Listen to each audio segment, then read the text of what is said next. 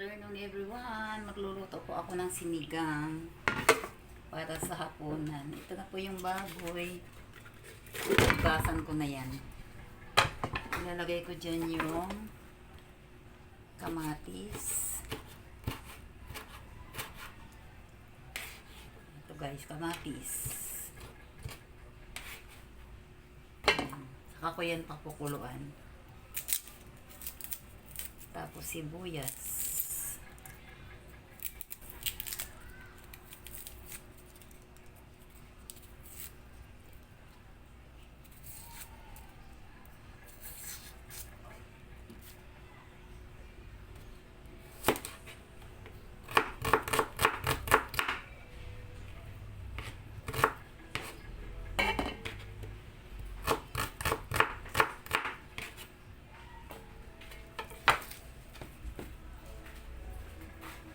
Bumili pa sa akin mulok. Ano mo? Basta mulok. Mamaya ako mulok, bigay mo sa akin. Magkano yan? Mas no, sabi ni Alex. Sabi nga isa lang kailangan eh. Sabi niya, tatlo muna. Isasalang natin siya guys sa apoy. Ito po yung gulay. Sitaw, okra at saka kangkong. Tapos dalawang sili. Kasi hindi naman sila mahilig sa gulay, kaya hindi na ako maggugulay ng madami. Ito na yung baboy na pinakukuluan ko, pinalalambot ko pa. Ayan. Tatakpan po natin guys.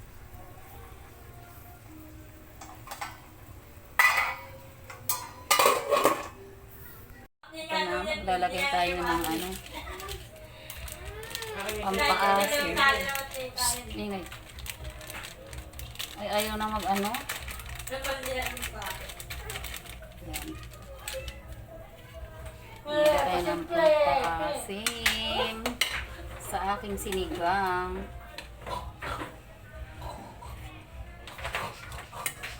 Asim. Tapos lagyan natin sitaw. Ay, wait. Ay! Laglag sa ilalim.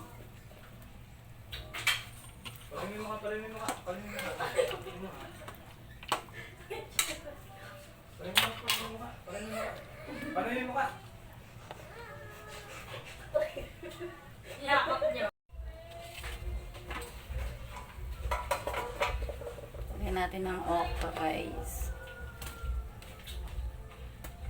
Tapos sili.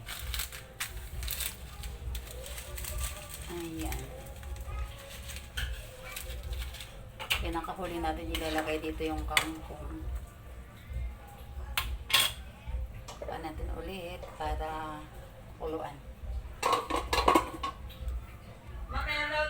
Ay, buksan natin ang ating sinigang at ilalagay na natin ang kangkong. Ang kangkong. Ayan.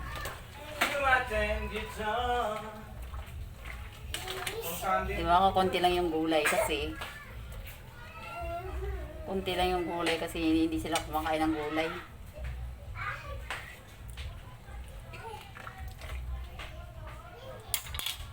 Ayan. Takpan ulit natin para lumambot pagka makuluan yung dahon ng kangkong. Ayan. Buksan na natin. Ay, kumulo na talaga.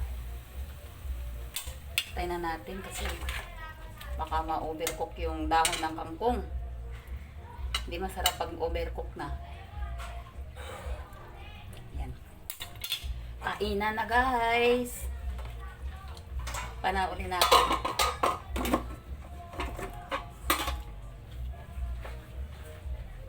Thank you for watching. Bye-bye. May kalab shoutout sa lahat.